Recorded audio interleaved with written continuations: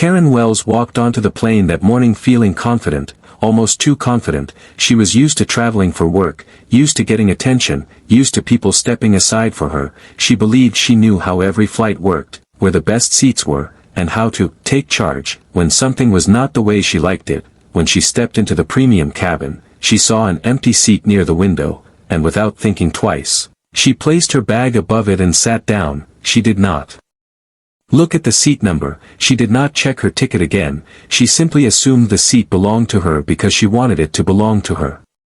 A few minutes later, a tall, well-dressed black man approached her row. He held his boarding pass in one hand and a small laptop bag in the other. His face was calm, soft, and polite, not aggressive in any way. He spoke gently. "Excuse me, I believe you're in my seat." Karen looked up with a tight smile and said, "No, I'm pretty sure this is mine." She lifted her chin and tapped the armrest as if she was claiming ownership of the entire row. The man checked his ticket again and said kindly, "I'm in 4A, that's the window seat." Karen frowned. "Well, maybe you're reading it wrong," she said, waving her hand. "I fly all the time, trust me, this is my seat." Her tone carried a sharp edge, something that made nearby passengers look up from their phones. The man stayed calm. "Would you mind checking your ticket one more time?" he asked politely. Karen sighed loudly, like she was being bothered unnecessarily. She pulled her ticket from her purse, glanced at it for barely a second, and then said, "See? I'm in this section," never actually checking the exact number. She pushed the ticket back inside her purse just as fast as she took it out. A few passengers exchanged looks, some raised their eyebrows. They could tell she had not looked properly. The man noticed this too, but he did not want to embarrass her. He simply nodded and said, "Okay, let's ask the flight attendant to help us." That suggestion made Karen feel offended. "Why?" she snapped. "I told you I'm in the right seat." The man still remained calm. He did not argue, did not raise his voice, did not show anger. His patience was almost strange to watch. He pressed the call button above the seats, the small light lit up, and soon a flight attendant walked over with a professional smile. "How can I help you both?" she asked. The man explained the situation in a soft tone. Karen jumped in quickly, speaking louder than needed. "He is confused. I've already told him this is my seat." The flight attendant gently said, "All right, let me check your boarding passes." Karen hesitated but handed hers over with annoyed energy. The man did the same. The flight attendant looked at both tickets, and then her expression shifted slightly. She looked at Karen and said politely, "Ma'am, your seat is actually 8C, not 4A. Karen blinked, confusion crossing her face. "What? That can't be right." The attendant showed her the ticket, pointing at the number clearly printed next to Karen's name. For a moment Karen felt heat rush to her face. She realized she had not read her ticket properly at all, but her pride refused to let her admit she made a mistake. "Well, maybe the system changed it," she muttered, trying to protect her ego. The flight attendant kept her voice soft. "No, ma'am, this was your assigned seat from the beginning." Passengers nearby had stopped pretending not to listen. Their eyes shifted from Karen to the man, and back again. Some shook their heads quietly, surprised that she was still resisting even after the truth was clear. The man simply stood there, not angry, not even impatient. His calmness made the moment feel even heavier, as if he had dealt with situations like this many times before. Instead of complaining or making a scene, he said in a gentle voice, "It's okay, we can resolve this, I'll wait." His kindness caught a few people off guard. Karen felt the pressure of all those watching eyes. She crossed her arms and said, "Fine, I'll move, but this is ridiculous." Her voice was sharp, and it was obvious she hated being corrected. The flight attendant stepped aside to give her space as she grabbed her bag from the overhead bin. But while Karen stood up, something strange happened. A few passengers noticed the flight attendant giving the man a respectful nod, almost like she recognized him in some special way. Karen did not see this because she was too busy fuming, but others noticed, and they quietly wondered, "Who is he? Why is the crew treating him like someone important?" Karen moved toward her actual seat in the back, but even as she walked away, she kept muttering under her breath. She did not apologize, did not make eye contact, she just wanted to get away from the situation as fast as possible. The man thanked the flight attendant softly and took his rightful seat. Little did Karen know, this tiny seat mix-up was not just a simple mistake, it was the beginning of a moment that would turn her world upside down, a moment that would show her that the person she dismissed so easily was not an ordinary passenger at all. The whole flight was about to reveal a truth she never saw coming, and everyone who witnessed the scene would remember it forever. This was only the start of everything that would change her life. Karen sat in her correct seat now, but she could not relax. Her face still felt warm from embarrassment, and her thoughts kept circling the same point: why did everyone stare at me like that? She tried to brush it off, telling herself that people were overreacting, but she knew deep inside that she had made a mistake, a big one. Still, instead of accepting it, she blamed the situation on the man she had argued with. He should have just taken another seat, she whispered to herself, even though she knew he had done nothing wrong. Up in the premium cabin, the man, David Carter, sat peacefully. He placed his bag gently under the seat and pulled out his laptop. His actions were slow, controlled, calm, as if nothing had happened at all. The flight attendant from earlier walked past him and said quietly, "We're so sorry about the inconvenience, Mr. Carter." David smiled kindly. "It's no trouble, thank you." His voice was almost too gentle for someone who had just been confronted. He did not complain, did not ask for compensation, did not request special treatment. It was like he carried his own calm world around him.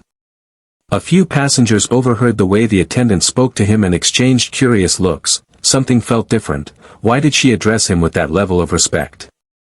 Why did she look slightly nervous when she said his name? But no one said anything yet. They only watched, waiting for the next clue.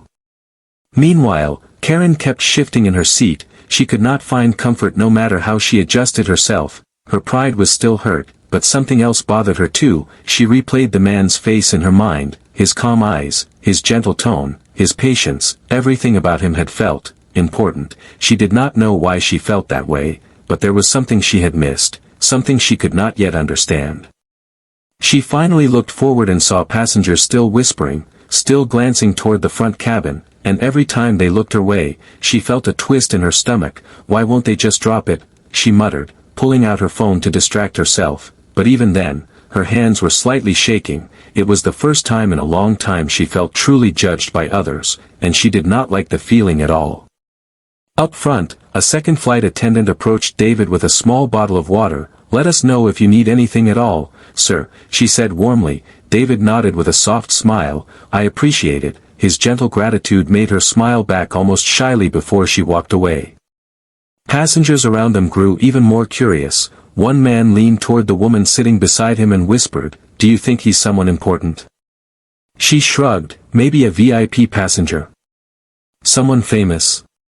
They both looked at David again, studying his peaceful face as he typed quietly on his laptop. There was a quiet confidence in him, the kind that did not need to speak loudly or show off, and that was exactly what made people wonder even more.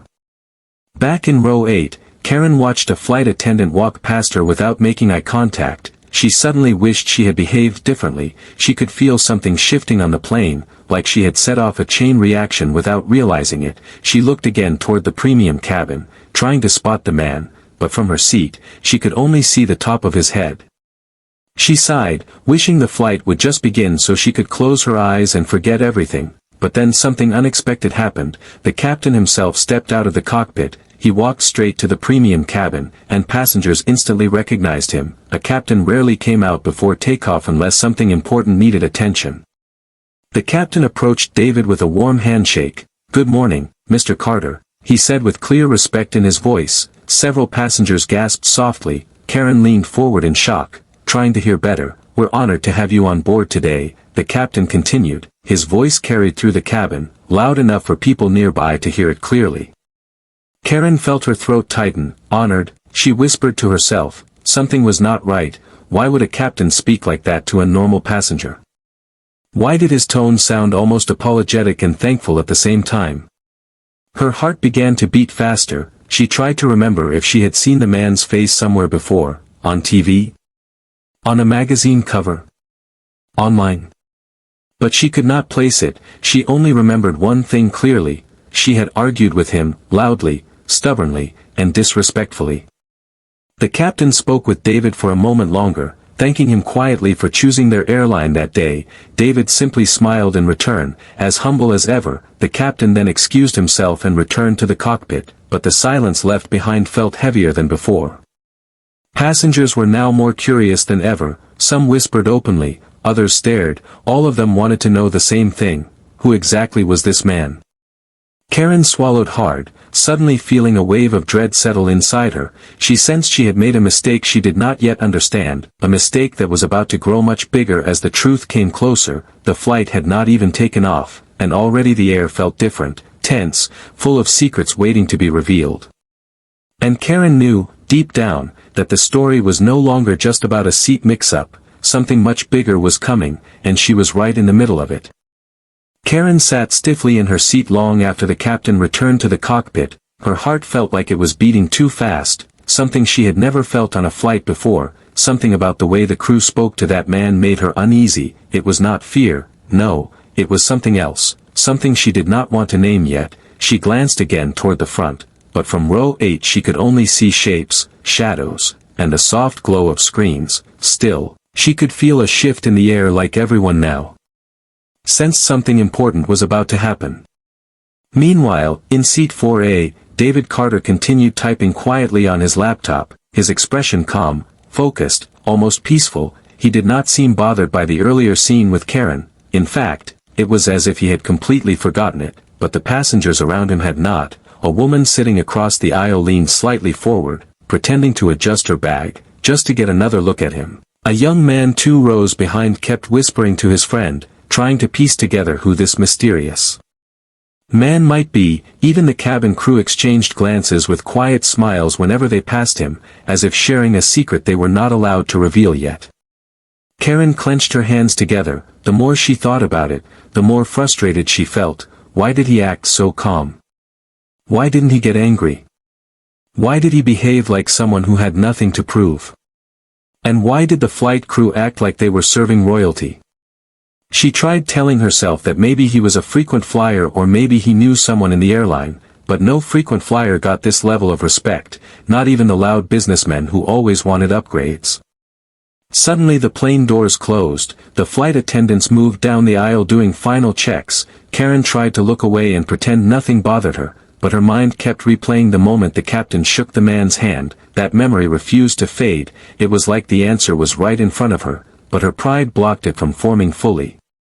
One flight attendant walked past Karen without smiling, without even looking at her. Karen shifted uncomfortably. She was not used to being ignored, especially after an incident she believed she was not fully wrong about, but now she felt small, smaller than she had ever felt on a plane, smaller than she wanted anyone to notice. Her earlier confidence was gone, replaced with a strange, heavy awareness that she might have disrespected someone she shouldn't have.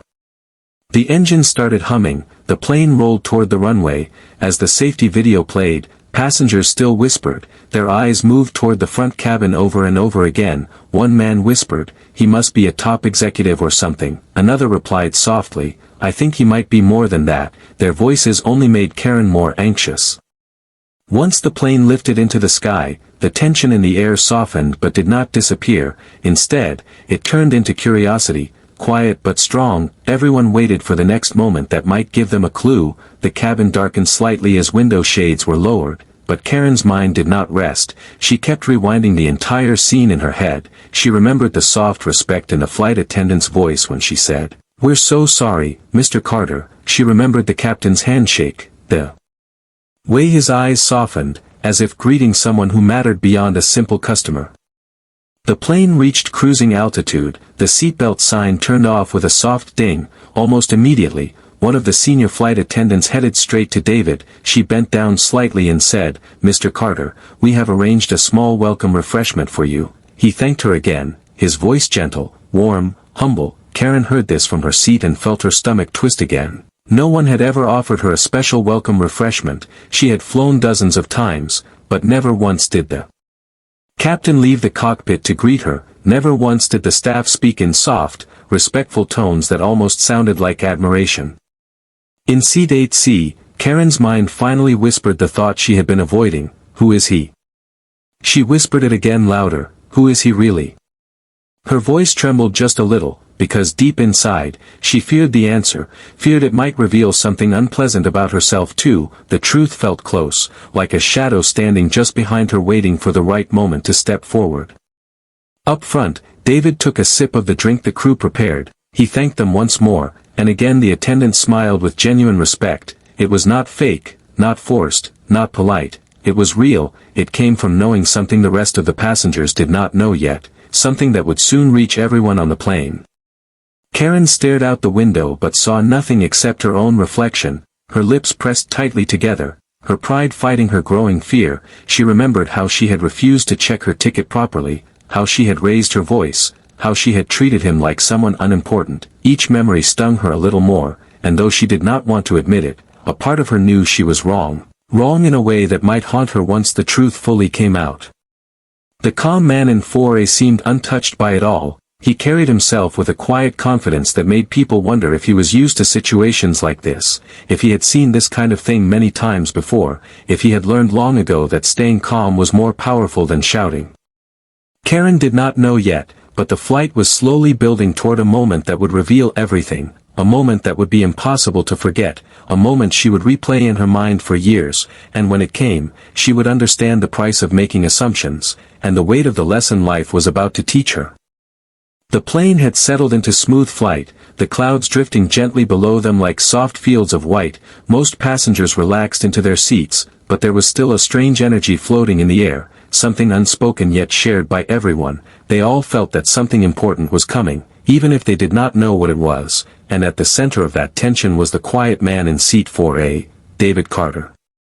Karen tried to calm herself, but every small detail around her kept reminding her of the earlier embarrassment. Every time a flight attendant walked past her without a smile, she felt it. Every time someone glanced at her seat, she felt it. But more than that, every time she saw the crew approach David with extra care, her heart tightened. She knew something was happening but did not know what, and the uncertainty only gnawed at her more. About an hour into the flight, something unexpected happened. The captain's voice came over the speakers, warm and clear. "Ladies and gentlemen, this is your captain speaking." The passengers paused, everyone looked up, because this tone sounded different, gentler, more personal. "We are cruising comfortably at 37,000 feet, he continued. "But I wanted to step out of the cockpit earlier to acknowledge a very special guest on board today." Karen froze, her breath caught in her throat, her eyes snapped toward the front cabin. The passengers near the premium seats leaned forward in anticipation. The plane grew very quiet, almost unnaturally quiet. Even the children who had been playing with toys stopped and looked around. The captain continued, "We are honored to have someone with us who has made extraordinary contributions to this airline, to our staff, and to aviation itself." A few gasps sounded from the front rows. One woman whispered, "Is he talking about that man from earlier?" But no one answered because everyone was listening too closely.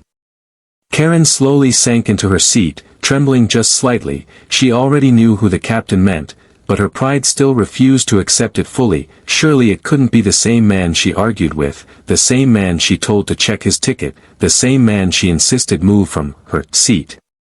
But the answer arrived moments later. "We want to extend our gratitude to Mr. David Carter," the captain said, "for his continued leadership and his commitment to shaping this airline into what it is today." He paused, letting the word settle. "As many of you may know, Mr. Carter is the Chief Executive Officer of Skyline Airways." The cabin erupted into gasps, murmurs, disbelief. People turned their heads sharply, looking toward seat 4A. Some covered their mouths, others whispered, "No way." The passengers sitting closest to David stared at him with wide eyes like they had been sitting near a celebrity without realizing it. A heavy silence fell where Karen sat. Her hands went cold, the words repeated in her mind like echoes she could not escape. "CEO. CEO. CEO." The man she had argued with, talked down to, dismissed, disrespected. He ran the entire airline. She felt as if the plane had tilted, as if gravity had shifted under her feet. Her breath felt stuck in her throat. The embarrassment, the shock, the fear, all of it crashed into her at once. She had never felt smaller in her entire life. Her face slowly turned red, then pale, then red again as she remembered every proud word she had thrown at him. The captain's voice continued, "We thank Mr. Carter for choosing to fly with us today and for his continued kindness and professionalism." Kindness and professionalism. Words that stung Karen more than any insult, because she understood their meaning now. He had not acted calm because he wanted to avoid a scene. He acted calm because he was above all of it. He was a leader who did not need to prove anything to anyone. When the announcement ended, the cabin applauded. Some people even stood a little from their seats to clap harder. The flight attendants smiled proudly, their earlier behavior finally making sense to everyone. But Karen could not bring herself to clap. She could barely move. Her eyes stared at the seat in front of her, but her mind replayed every moment with painful clarity. Her refusal to move. Her raised voice. Her arrogance.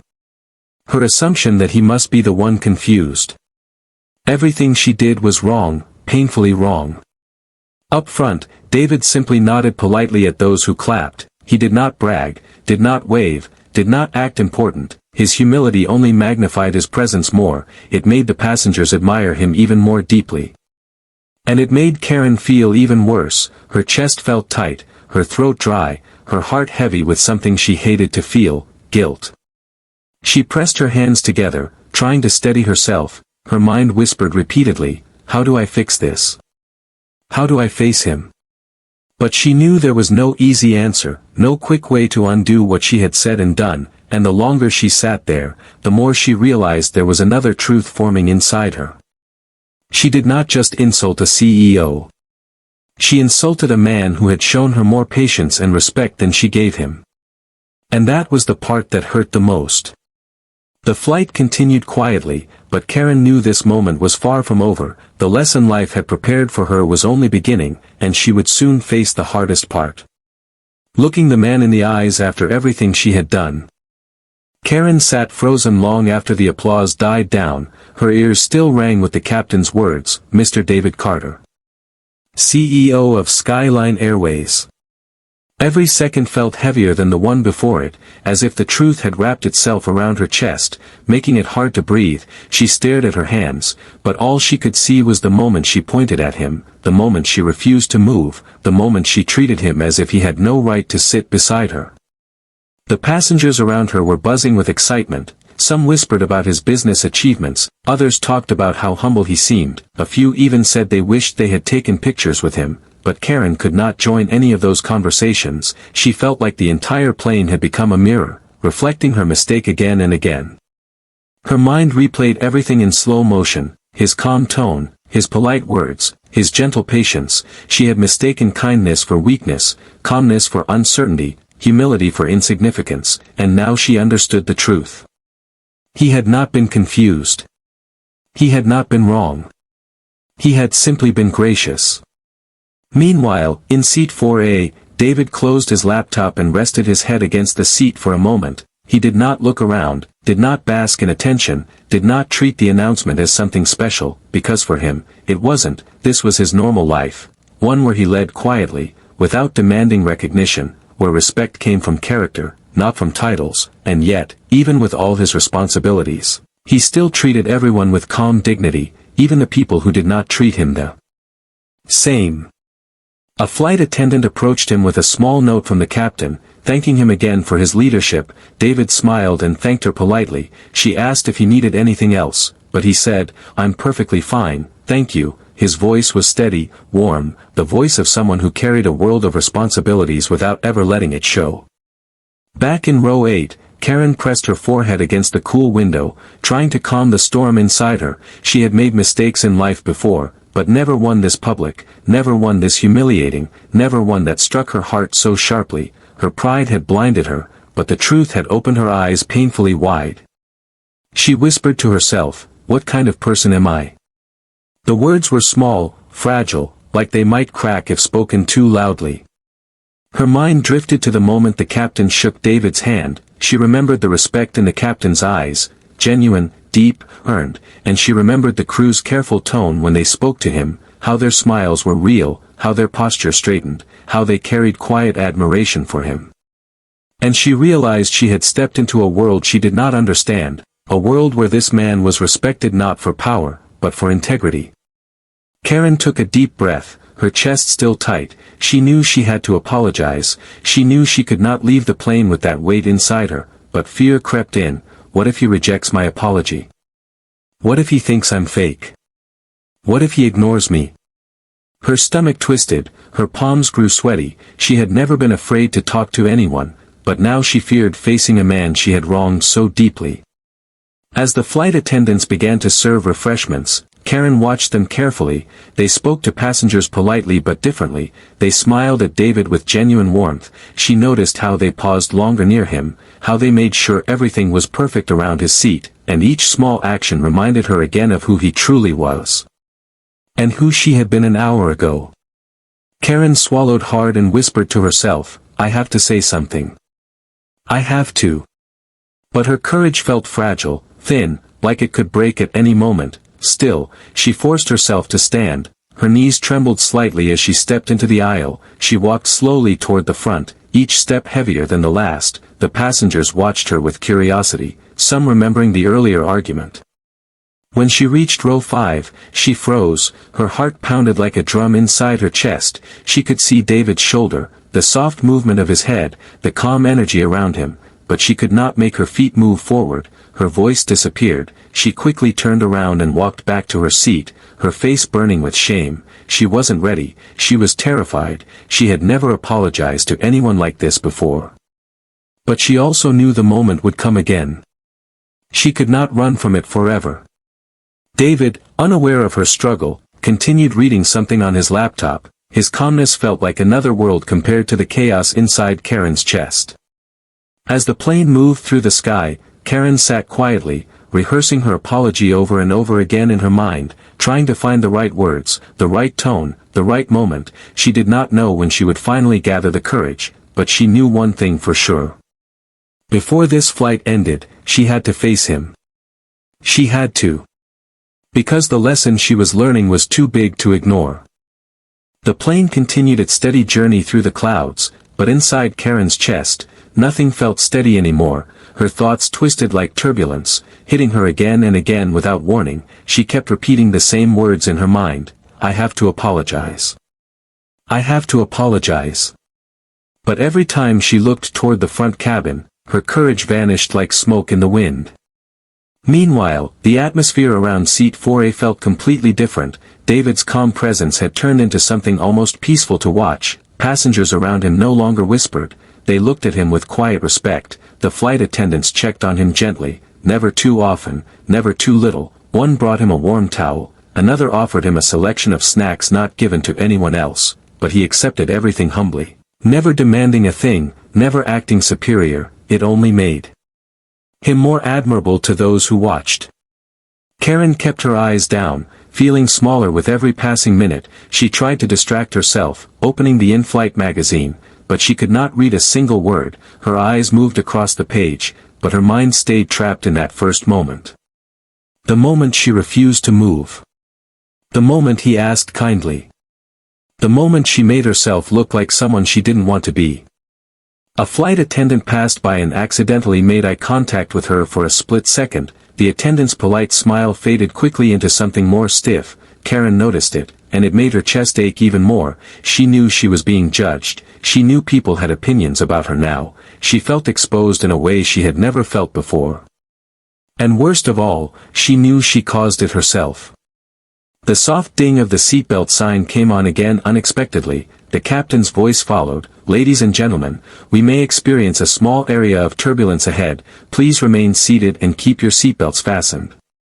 Karen exhaled shakily and tightened her belt, but as the plane trembled lightly, she felt an unexpected sense of clarity.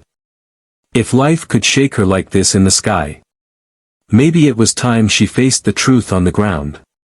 The turbulence only lasted a few moments, but inside Karen, a storm continued. She looked up again toward seat 4A, her breath catching in her chest. He was so calm, even during turbulence. Even the slight shaking of the plane did not bother him. She noticed how he held his laptop steady, how he paused his work until the shaking stopped, then continued without a trace of worry. Watching him made something in Karen shift. She whispered to herself softly, if he can stay calm through everything, why can't I face him? But even then, Her legs refused to move, the fear of walking up to him again, after everything she had done, felt like climbing a mountain without strength. The passengers around her eventually fell into quieter conversations, some took naps, some watched movies, some scrolled through their phones, but Karen stayed awake, trapped in her thoughts, every minute bringing her closer to the moment she could no longer avoid. The flight attendants prepared for landing soon after, their movements became more focused, more efficient, they collected trash, closed overhead bins, and checked seatbelts. One attendant stopped near David's seat and whispered something to him with a respectful nod. He nodded back, smiling slightly. The smile carried warmth, a warmth Karen felt she didn't deserve. But she wanted to try, even if it terrified her.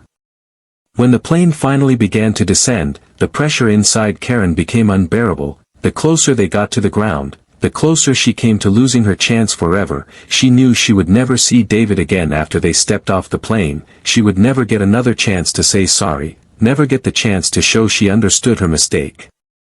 Her heartbeat grew louder in her ears as the city came into view below. The captain announced their final approach, and passengers straightened in their seats. Karen's breathing became shaky. "It's now or never," she whispered, but the fear still wrapped around her like chains.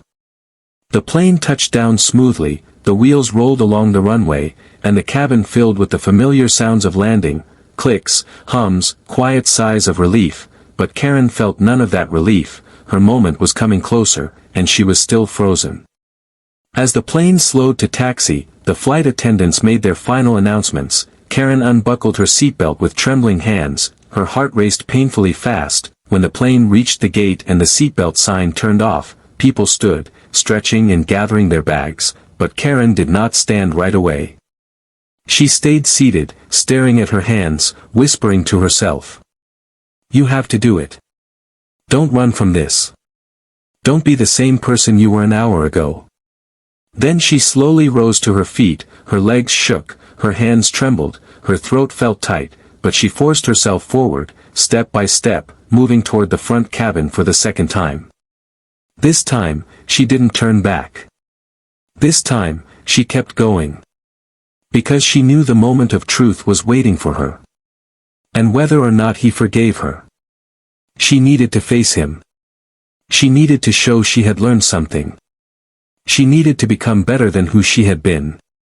Karen moved slowly up the aisle, each step feeling heavier than the last. The cabin was alive with movement, passengers collecting bags, flight attendants giving final smiles, children laughing softly. But for Karen, the world felt silent. Every sound was muffled by the pounding of her heart. Her palms were sweaty, her throat tight, and her breathing uneven. She had never been this scared to speak to someone in her life. Yet she kept walking. David was still seated in 4A, waiting patiently as the aisle cleared. He did not rush, did not push forward, did not act like the CEO of a major airline. He simply waited, his hands folded calmly, his expression soft and thoughtful. Karen watched him for a moment, noticing not just his calmness but something else, humility, the kind she had not expected from someone with so much power. She swallowed hard and whispered to herself, "Just walk, just say it." But every step closer made her doubt herself again. What if he ignores me? What if he thinks I'm pretending? What if he doesn't forgive me? The questions clawed at her mind like sharp fingers, but she pushed through them. When she finally reached row 4, she stopped, her knees felt weak, she tightened her grip on her bag to keep herself steady. David looked up when he sensed someone standing near him, his eyes met hers gently, without annoyance, without anger, without judgment. That softness almost broke her. "Hi," Karen managed to whisper, her voice trembled embarrassingly. She cleared her throat, trying to sound steady. I wanted to say something before we get off the plane." David closed his laptop slowly and gave her his full attention. He didn't rush her, didn't interrupt, didn't show even a hint of irritation. His calm gaze made it both harder and easier to speak at the same time. Karen's fingers tightened on her bag strap. I'm really sorry," she whispered, then her voice cracked. "I didn't treat you right earlier, and I'm ashamed of it." Her eyes burned, not with tears but with humiliation. She forced herself to continue. I judged you without knowing anything, I didn't listen, I acted rude, and I was wrong, completely wrong. She looked down, unable to meet his eyes. You were calm, polite, respectful, and I was the opposite. I'm not proud of how I acted, and hearing the captain speak about you, realizing who you are, it made me understand how badly I behaved. She stopped again, her breath shaky. But even if you weren't the CEO, you still deserved respect, and I didn't give it. I'm really, truly sorry. The aisle around them had gone strangely quiet. A few passengers pretended not to listen, but their ears were open. Flight attendants paused for a heartbeat, watching quietly. People felt the heaviness of the moment, the vulnerability in Karen's voice, the sincerity trembling inside each word. David waited until she finished, his eyes still gentle, his expression thoughtful. When he finally spoke, his voice was steady, soft, and honest. Thank you for saying that, he said. It takes courage to admit when we're wrong. His words did not accuse her, did not embarrass her, did not punish her. Instead, they lifted something off her shoulders. Karen's heart clenched. You're being kind, she whispered, kinder than I deserve. David shook his head slightly. Everyone makes mistakes, he said. What matters is what we learn from them. His tone was warm, not forgiving because he felt superior, but because he understood the world, understood people, understood that sometimes a mistake is a doorway to understanding. Karen finally looked into his eyes, and instead of judgment, she saw understanding. It melted something inside her. I really am sorry, she repeated softly, almost like a plea. David offered a small smile. Apology accepted. He said simply, I hope today gives you something valuable, not embarrassment, but insight. His response felt like a balm on a wound she had been carrying since the flight began. She nodded slowly. It did, more than you know. Her voice carried a kind of honesty she didn't expect from herself. Thank you for being patient with me, she added, and for not making me feel worse than I already do. David smiled again. The world gives us enough reasons to be harsh, he said. I prefer to be gentle when I can. Karen's chest tightened at his words, because they were true, painfully true. Her actions had been harsh, his had been gentle. And that difference had opened her eyes wider than any lecture ever could. Before she could respond again, the line behind her shifted, and a flight attendant gently said, Ma'am, we need to let other passengers pass. Karen nodded quickly, stepping aside, but she looked back at David one more time. Thank you, she whispered. He nodded once, kindly, respectfully.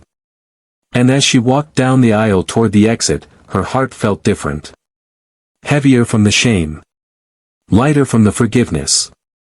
And deeply changed by a stranger's grace. She knew she would never forget this flight. Never forget him. Never forget the lesson she learned thousands of feet above the ground.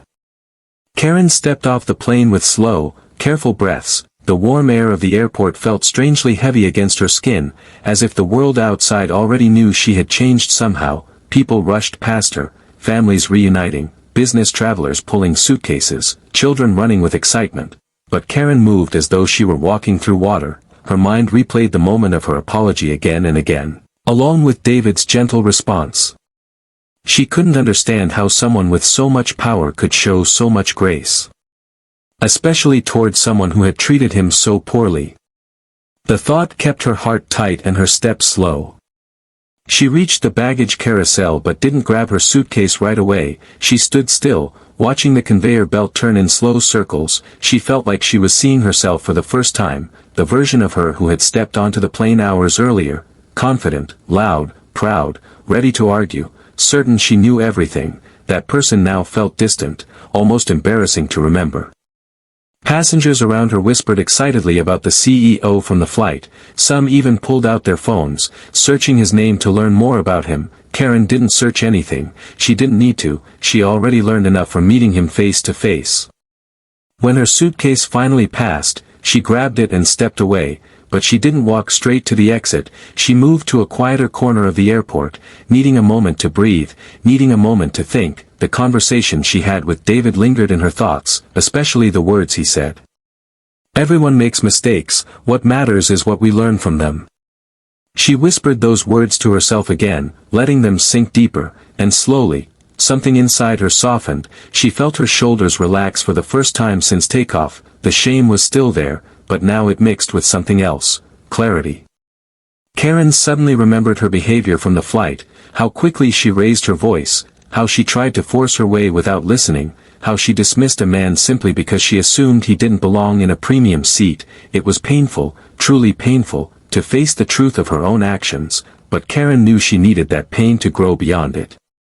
After a few minutes, she took a deep breath and walked toward the airport cafe. She ordered a cup of tea but didn't drink it right away. She sat at a small table by the window and pulled out her notebook. She had not used it in months. It was meant for goals, for personal growth, for reminders, but she had abandoned it, thinking she didn't need it anymore. Today, she needed it. On the first empty page, she wrote 3 words with a shaky hand. Be better now. Then she wrote the full sentence. I will treat people with respect before I know who they are, not after. Her eyes stung a little, not with tears but with truth. It felt like cleaning a wound, painful but necessary. She continued writing. I learned today that kindness shows true strength, and assumptions show weakness. I want to be someone who listens first, speaks second. I don't want another moment in my life where I shame myself by judging someone unfairly. She closed the notebook gently, holding it for a moment as if sealing her promise to herself. She felt different now, not perfect, not healed, but aware, and awareness was the beginning of change. As she stood to leave, she noticed movement near the cafe entrance. David walked past, pulling a carry-on bag behind him. He didn't see her, he wasn't looking around, he moved with quiet confidence, the same calm energy he carried throughout the flight. He wasn't surrounded by bodyguards or assistants, he wasn't demanding attention. He was just himself. Karen watched him for a few seconds, a soft smile touching her lips. It wasn't admiration for his title, it wasn't awe because he ran an airline. It was respect for his heart. Because he had shown her a kind of strength she had never seen, strength in calmness, strength in patience, strength in forgiveness. She didn't call out to him, she didn't try to speak again, she didn't need to. The moment between them on the plane had already taught her everything she needed, and she knew he had accepted her apology. This moment was just a gentle reminder that life sometimes sends us the right people at the right time to shake our hearts awake. Karen walked toward the exit with her suitcase, not rushing, not dragging, but moving with a new sense of purpose. She knew she would never forget this day. Never forget the flight. Never forget the lesson she learned thousands of feet in the air. And from that day on, whenever she boarded a plane, took a train, entered a store, or met a stranger, she carried the lesson with her. Respect comes first. Assumptions come last. And kindness. Kindness is powerful enough to change someone forever. Today, she was the one who changed. And it all began with a seat she thought belonged to her.